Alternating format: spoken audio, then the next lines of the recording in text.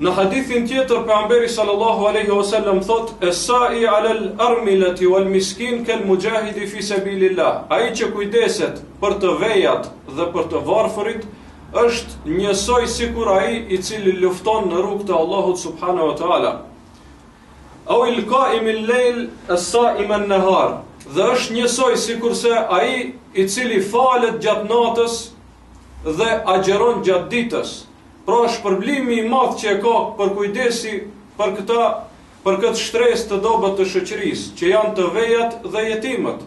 Shpërblimi i madh, sepse në këtë formë ti po e mbron pra nderin e shoqërisë tënde, në këtë formë ti po e mbron shoqërinë tënde prej devijimit, sepse pjesa që është më e prekur nga kjo gjë, nga mundësia për ta humbur nderin, nga mundësia për të bërë sëmundje kundër shoqërisë, janë pjesa e dobët, shtresa e dobët e shoqërisë, të vejat, jetimët dhe ata që janë pa përkujdesje pja.